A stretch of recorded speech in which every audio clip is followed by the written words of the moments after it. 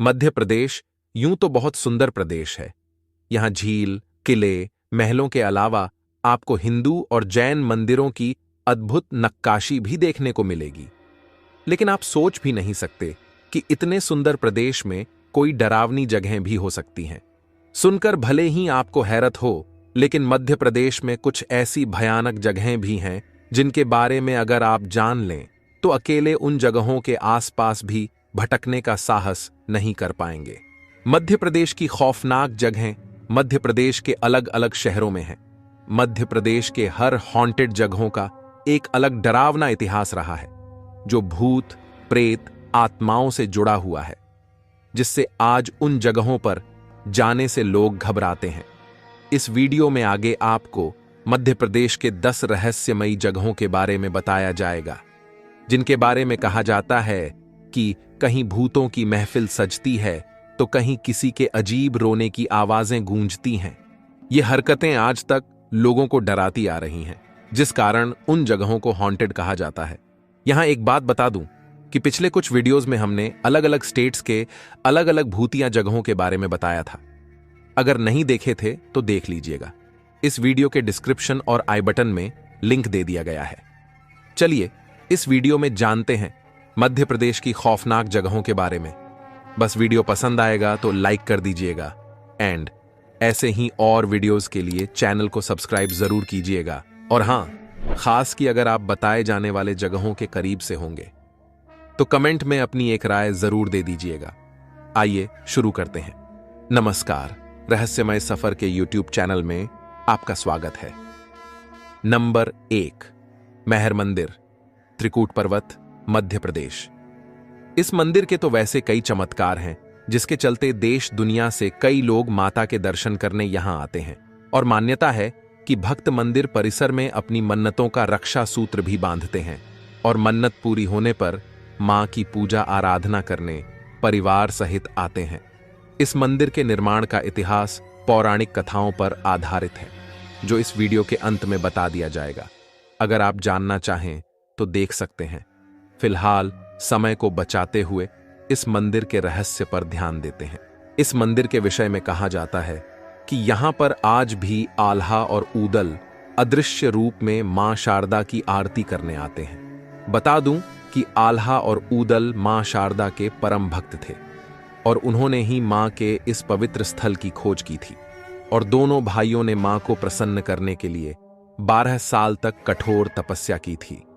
और साथ ही मान्यता यह भी कहती है कि दोनों भाइयों ने माता के समक्ष अपनी जीभ को भी अर्पण कर दिया था, पर माता ने उसे लेने से मना कर दिया था। लेकिन हां, उनकी कठोर तपस्या से मां काफी खुश हुई थीं और उनको अमरत्व का वरदान दिया था। मान्यता है कि रात में जब मंदिर का पट बंद हो जाता है और सभी पुजारी और भक्त पहाड़ के नीचे चले जाते हैं एवं यहां मंदिर में कोई नहीं रहता, उस वक्त मंदिर के भीतर सवेरे सवेरे आल्हा और ऊदल अदृश्य रूप में माता की पूजा करने के लिए आते हैं। और सुबह जब मंदिर का पट खुलता है तो उस वक्त मां की पूजा हो चुकी होती है। नंबर 2, भूतिया पीपल ट्री, जबलपुर। जबलपुर की बीटी रोड पर लगा एक पीपल का पेड़ लोगों के लिए मध्य प्रदेश की सबसे डरावनी जगहों में से एक है। कहने को तो यहाँ के ग्रामीण पीपल के पेड़ को बरमदेव का पेड़ मानकर इसकी पूजा करते हैं, लेकिन इस पीपल के पेड़ के पास कई आत्माओं का वास माना जाता है। और यही वजह है कि आसपास के स्थानीय लोग रात में पीपल के पेड़ के पास जाने से डरते हैं। मध्य प्रदेश की खौफनाक जगह को कम करने के लिए 2 साल पहले पीपल के इस पेड़ को काट दिया गया है। लेकिन बता दूं कि फिर भी यह जगह आत्माओं की मानी जाती है, इसलिए अब भी लोग यहां अकेले आने से डरते हैं। इस जगह से अगर आप हैं तो अपनी एक राय कमेंट में जरूर दीजिएगा। नंबर 3, डाव इंडस्ट्रियल कॉम्प्लेक्स। भोपाल की डाव इंडस्ट्रियल बिल्डिंग 1984 में हुई गैस त्रासदी की घटना से जुड़ी हुई है। इस बिल्डिंग को भोपाल शहर की सबसे खतरनाक जगह माना जाता है। लोग कहते हैं कि इस बिल्डिंग के आसपास आत्माओं का साया है। भोपाल गैस त्रासदी में हुई लोगों की मृत्यु के बाद उनकी आत्मा यहां फंसी हुई है। कई लोगों ने डाव इंडस्ट्रियल बिल्डिंग में आत्माओं की उपस्थिति की पुष्टि की है, जबकि कुछ लोग यहां डरावनी घटनाओं की पुष्टि करते हैं। इसलिए इस बिल्डिंग को बंद कर दिया गया है और इसे भोपाल की सबसे डरावनी जगह बताया जाता है। आसपास के इलाके के स्थानीय लोगों का कहना है कि मरे हुए लोगों की आत्माएं आज भी यहां रहती हैं और मदद के लिए उनकी चीख पुकार अभी भी दूर से सुनी जा सकती है। बता दूं कि कुछ लोगों का दावा है कि फैक्ट्री परिसर में जाने पर उनको अंदर एक अजीब जोर का धक्का भी महसूस हुआ है, जिस कारण उनका मानना है कि आत्माएं नहीं चाहती कि कोई अंदर आए। नंबर 4, भूत बंगला। मध्य प्रदेश की सबसे खतरनाक जगह में से एक है भोपाल शहर की प्रोफेसर कॉलोनी में स्थित एक बंगला, जिसे अब भूतों का बंगला कहा जाता है। हालांकि अब यह बंगला तोड़ दिया गया है, लेकिन इंटरेस्टिंग बात यह है कि अभी भी यह जगह भोपाल शहर की सबसे खतरनाक जगह में से एक है और अभी भी लोग अकेले इस जगह के पास से गुजरने पर सहम जाते हैं। इस बंगले की डरावनी कहानियों और यहां हुए मौतों के बाद भूत बंगला खूनी बंगला के नाम से भी मशहूर हो गया था, क्योंकि इस बंगले में कई बार लोगों की खूनी लाशें मिली हैं। हालांकि आज तक इन लाशों के खूनी का पता नहीं चल सका। माना जाता है कि यहां भूत प्रेत का निवास है और वही लोगों का खून करते हैं। कई लोग इस जगह से जुड़े मिथक और आत्माओं की कहानियों के बारे में बताते हैं, जिसे सुनने के बाद लोगों के मन में अजीब सी दहशत बैठ गई है। अब इस जगह को लेकर आपकी क्या राय है, वो हमें कमेंट में बताइए और अगर इसके करीब से आप हैं तो अपनी एक राय जरूर दीजिएगा। Number 5, empty building, MG road. Indore के एमजी रोड पर स्थित एम्प्टी बिल्डिंग को इस शहर की सबसे भूतिया जगहों में से एक माना जाता है। बताया जाता है कि काफी साल पहले एक महिला ने इस इमारत से कूदकर खुदकुशी कर ली थी। लोगों का मानना है कि महिला की खुदकुशी की घटना के बाद से ही यहां असामान्य और अजीब घटनाएं सामने आने लगी हैं। इन घटनाओं को देखने सुनने वालों ने धीरे धीरे इस बिल्डिंग को छोड़कर जाना शुरू कर दिया और एक दिन वो भी आया जब ये बिल्डिंग पूरी तरह से खाली हो गई। बताया जाता है कि लोग आज भी इस बिल्डिंग में जाने से खौफ खाते हैं, जबकि ये एम्प्टी बिल्डिंग शहर के ऐसे इलाके में है जो सबसे व्यस्त रहता है। मुख्य सड़क के किनारे बसी इस बिल्डिंग में कोई भी घर खरीदना नहीं चाहता। नंबर 6, सुख निवास पैलेस। मध्य प्रदेश की सबसे डरावनी जगह कहा जाए या खूबसूरत जगह, इंदौर शहर में एक जगह ऐसी भी है जो डरावनी के साथ खूबसूरत भी है। इसका अनुमान आपको तब लगेगा जब आप इंदौर के सुख निवास पैलेस जाएंगे। सुख निवास पैलेस बाहर से दिखने में जितना आलीशान है, अंदर का नजारा उससे भी ज्यादा खूबसूरत है। यह महल इंदौर के होलकर्स द्वारा 18वीं शताब्दी में बनवाया गया था। आइए थोड़ा इतिहास जान लीजिए इसका। सुख निवास पैलेस भारतीय और पश्चिमी स्थापत्य कला का मिश्रण है। होलकर शासकों और उनके परिवारों द्वारा गर्मियों में इस महल का इस्तेमाल किया जाता था। शानदार हवेली नुमा यह महल होलकर वंश के शासकों के आनंददायक जीवन शैली को दर्शाता है। सुख निवास किसी समय में अपने प्राकृतिक सुंदरता और वन्य जीव संपदा के लिए विख्यात था। होलकर महाराजाओं ने यह जगह गर्मियों में अपने सुख के लिए इसीलिए चुनी थी क्योंकि यह शांत, सुंदर और जैव विविधता से भरा हरा भरा इलाका था और इसलिए होलकरों ने सुख निवास पैलेस का निर्माण यहां कराया। इसका निर्माण तुकोजीराव द्वितीय के उत्तराधिकारी व प्रभारी महाराज शिवाजीराव होलकर ने 1883 में कराया था। इस पैलेस के निर्माण में तब लगभग 60,000 रुपए खर्च हुए थे। ग्रीष्मकाल में यहां पेड़ों की हरियाली और तालाब के पानी से सुख की अनुभूति होती थी, इसलिए महल का नाम सुख निवास पैलेस रखा गया। महल का मुख्य आकर्षण यहां की भूमिगत सुरंग है, जो महल और होलकर राजाओं के बीच कड़ी का काम करती थी। यहां के तालाब में कई तरह की मछलियां भी बाहर से लाकर छोड़ी गई थीं। अब अगर फिलहाल की बात करें तो अब इसे म्यूजियम का रूप दे दिया गया है और लोग यहां घूमने आते हैं। फिलहाल यह ऐतिहासिक महल पिकनिक स्थल के रूप में प्रसिद्ध है और इंदौर के राजाओं की शाही दास्तां बयां करता है। लेकिन बता दूं कि सुख निवास पैलेस इंदौर की सबसे डरावनी जगह मानी जाती है। यहाँ कई लोगों ने इस महल के पास असामान्य घटनाओं के होने का दावा किया है, इसलिए इस सुख निवास पैलेस को इंदौर मध्य प्रदेश की खौफनाक जगह में शामिल कर दिया गया है। नंबर 7, एमपी का भूतिया ताजमहल। क्या आपको पता है कि एमपी में भी एक ताजमहल है जिसे अब भूतिया ताजमहल के नाम से जाना जाता है। भोपाल स्थित इस ताजमहल का निर्माण नवाब शाहजहां बेगम के निवास के रूप में किया गया था। इसकी लागत उस वक्त 3 लाख या फिर 30 लाख रुपए थी और यह 13 सालों में बनकर तैयार हुआ था। यहां एक बात का ध्यान दीजिएगा कि मैं यहां 3 लाख और 30 लाख का जिक्र इसलिए कर रहा हूं ताकि आप बाद में मुझे ब्लेम ना कर सको, क्योंकि इंटरनेट में इसकी लागत कहीं 3 लाख बताया गया है तो कहीं 30 लाख। इसलिए पूरी कहानी सुनकर आप खुद अंदाजा लगाइए कि उस वक्त इस महल की लागत क्या रही होगी, क्योंकि खास बात तो यह है कि जिस दौर में यह महल बनाया गया था उस समय 3 लाख रुपए भी कम नहीं होंगे। फिर भी मैं ये आप पर छोड़ता हूं, आप अपनी राय कमेंट में दे सकते हैं। सन 1871 से लेकर 1884 तक यह उस समय के सबसे बड़े महलों में से एक था। इस महल का शुरुआती नाम राजमहल था, लेकिन भोपाल के बर्तानिया अध्यक्ष ने इसकी वास्तुकला से प्रभावित होकर इसका नाम ताजमहल रखने का सुझाव दिया था। भोपाल की बेगम ने उनके इस प्रस्ताव को स्वीकार करते हुए इसका नाम ताजमहल रख दिया। बेगम ने इस महल का निर्माण पूरे होने पर 3 साल तक चलने वाले जश्न को जश्न-ए-ताजमहल नाम दिया था। महल अपने ब्रिटिश, फ्रेंच, मुगल और अरबी स्थापत्य प्रभावों के लिए एक प्रमुख पर्यटक आकर्षण हुआ करता था। इस ताजमहल पैलेस के बड़े हिस्से के ढहने के बाद राज्य सरकार ने इस संपत्ति पर ताला लगाने का फैसला किया। बता दूं कि पर्यटक अभी भी यहां घूमने आते हैं, लेकिन महल के आसपास रहने वाले स्थानीय लोग एक अलग कहानी बताते हैं।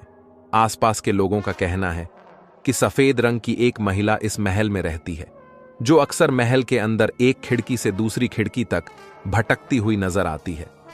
जानकारी के लिए बता दूं कि शाहजहां बेगम ने अपने जीवन के आखिरी दिन महल में अकेले बिताए थे, अपने परिवार में हर किसी से अलग, यहां तक कि अपनी बेटी से भी अलग। नंबर 8, इंदिरा गांधी अस्पताल, भोपाल। इस टॉपिक को लेकर यहां एक बात मैं कहना चाहूंगा कि खास अगर आप इस जगह से बिलोंग करते हो तो अपनी एक राय जरूर दीजिएगा। भोपाल में यह सबसे भयानक जगहों में से एक है। हालांकि इसे शहर के सबसे लोकप्रिय और बेहतर अस्पतालों में से एक माना जाता है, मगर बता दूं कि कई रोगियों ने अस्पताल में आत्माओं, प्रेतों और कुछ भयानक दृश्यों के बारे में शिकायत की है, जो केवल असाधारण ही नहीं बल्कि वास्तव में बहुत ही डरावनी है। मरीज अक्सर अस्पताल के 5वें मंजिल पर जाने से इनकार करते हैं, जो अस्पताल का सबसे भयानक हिस्सा माना जाता है। कहा जाता है कि यहां 5वां फ्लोर भूतिया और प्रेतवाधित है। बता दूं कि हालात ऐसे हैं कि पूरे वार्ड में ताला जड़ दिया गया है और कोई भी डॉक्टर, कोई भी कर्मचारी वहां जाने से डरता है। अस्पताल में कुल 5 फ्लोर हैं, लेकिन पूरा काम यहां 4 फ्लोर के बीच ही होता है। अस्पताल के 5वें फ्लोर पर भूले भटके कोई पहुंच भी जाता है तो उसे इस तरह का डरावना एहसास होता है कि वो दोबारा वहां जाने की हिम्मत नहीं कर पाता। ये फ्लोर कई तालों से जड़ा हुआ है। इन तालों के पीछे एयर कंडीशन प्राइवेट वार्ड है, लेकिन वहां के आसपास का नजारा भूत बंगले जैसा आभास देता है। लोगों की माने तो यहां डॉक्टर भी 5वें फ्लोर में जाने से डरते हैं। अस्पताल के कर्मचारी और डॉक्टर भूतों को देखने का भी दावा करते हैं। इससे जुड़ी एक कहानी यह भी है कि पहले इस हॉस्पिटल के 5वें फ्लोर पर अधिक बीमार लोगों का इलाज होता था, पर अचानक धीरे धीरे वहां सभी मरीजों की रहस्यमय तरीके से मौत होने लगी और कुछ समय बाद हॉस्पिटल में अजीबोगरीब घटनाओं का सिलसिला शुरू हो गया। नंबर 9, थॉमस चर्च, गुना की देलवी कॉलोनी में स्थित थॉमस चर्च। इस चर्च में होने वाली अनहोनी घटनाओं के कारण ही यह चर्चा में रहता है। थॉमस चर्च के बारे में बताया जाता है कि यहां अक्सर बच्चों के रोने की आवाज सुनाई देती थी, जिससे धीरे धीरे स्थानीय लोगों में डर बढ़ता गया और एक समय ऐसा आया जब मुस्लिम कम्युनिटी के लोगों ने यह चर्च जला दिया, जिसके बाद यह चर्च खाली हो गया और तब से थॉमस चर्च खाली पड़ा है। लेकिन बता दूं कि आज भी जो कोई भी इसे देखता है उसके रोंगटे खड़े हो जाते हैं। नंबर 10, फूटी कोठी। इसकी मैं पूरी कहानी बताने जा रहा हूं, ध्यान दीजिएगा। इंदौर स्थित इस कोठी को मनहूस कोठी के अलावा इसे शापित कोठी भी कहा जाता है। और हैरत अंगेज बात यह है कि इस कोठी को लेकर लोगों में इतना डर था कि डर दूर करने के लिए यहां मंदिरों का निर्माण करवाना पड़ा था। कहते हैं भूत बंगला के नाम से मशहूर फूटी कोठी अपने भीतर कई रहस्य समेटे हुए है। वैसे तो यह इंदौर के सुदामा नगर में एक आधा अधूरा शाही निवास है और होलकर वास्तुकला का अनूठा नमूना है, लेकिन इसे बरसों से भूत प्रेत की कहानियों के साथ जोड़ा जाता रहा है। फूटी कोठी का निर्माण 1886 में शुरू हुआ था और 1902 में इसे अधूरा छोड़ दिया गया। इमारत का निर्माण तुकोजीराव होलकर ने शुरू करवाया था। माना जाता है कि संभवतः अंग्रेजों को टक्कर देने के लिए होलकरों ने इसकी योजना बनाई थी।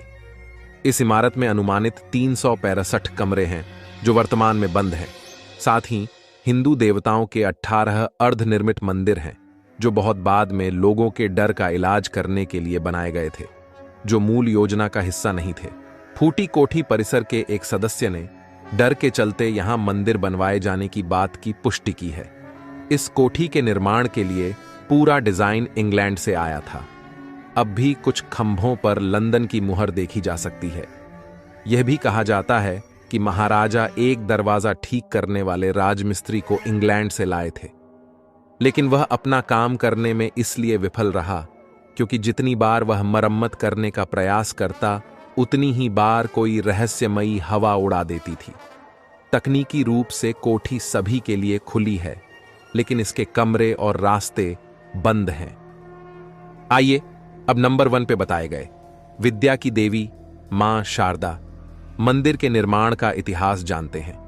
हिंदू पौराणिक ग्रंथों की माने तो दक्ष प्रजापति ने एक बहुत बड़े महायज्ञ का आयोजन किया था और इस महायज्ञ में उनकी पुत्री सती भी शामिल होना चाहती थी, लेकिन इससे पहले माता सती ने अपने पिता प्रजापति दक्ष की आज्ञा के बिना भगवान शिव से शादी की थी। इस कारण प्रजापति दक्ष उनसे काफी नाराज थे। माता सती और भगवान शिव को इस यज्ञ में आने का निमंत्रण नहीं दिया गया था। इसके बावजूद माता सती ने भगवान शिव से यज्ञ में जाने का जिद किया। फिर मां सती जब वहां पर पहुंची तो उन्हें देखकर प्रजापति दक्ष काफी क्रोधित हुए। उन्होंने शिव जी को लेकर माता सती का खूब अपमान किया। इस अपमान से मां इतनी ज्यादा आहत हुई कि उन्होंने जलते हुए अग्निकुंड में अपने प्राणों की आहुति दे दी। फिर भगवान शिव को जैसे ही इसके बारे में पता चला तो वह सती के शरीर को लेकर विलाप करते हुए तांडव करने लगे, जिस कारण पृथ्वी पर खतरा बढ़ता जा रहा था। इसलिए भगवान विष्णु ने माता सती के शरीर को अपने सुदर्शन चक्र से खंड खंड कर दिया। उसके बाद मां के शरीर के 51 हिस्से भारत के विभिन्न भागों में आकर नीचे गिरे। फिर जहां जहां ये हिस्से गिरे, बाद में वहां वहां शक्तिपीठ का निर्माण हुआ और उन्हीं 51 शक्तिपीठों में एक शक्तिपीठ मां शारदा का है। कहा जाता है कि यहां पर मां सती का कंठ और हार गिरा था, इसलिए इस जगह को माई का हार यानी मैहर कहा जाता है। मां शारदा का ये पावन धाम मध्य प्रदेश के त्रिकूट पर्वत पर स्थित है।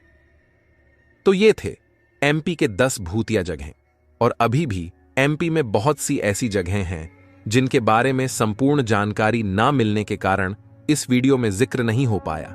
लेकिन बाकी जगहों को लेकर अगर एक और वीडियो बनाया जाए तो बनाया जा सकता है, इसलिए आप अपनी जानकारी कमेंट में जरूर शेयर कीजिएगा, खास अगर आप एमपी से हैं तो। फिलहाल अब ये वीडियो समाप्त होता है, फिर मिलेंगे अगले वीडियो में। Thanks for watch and welcome to our channel.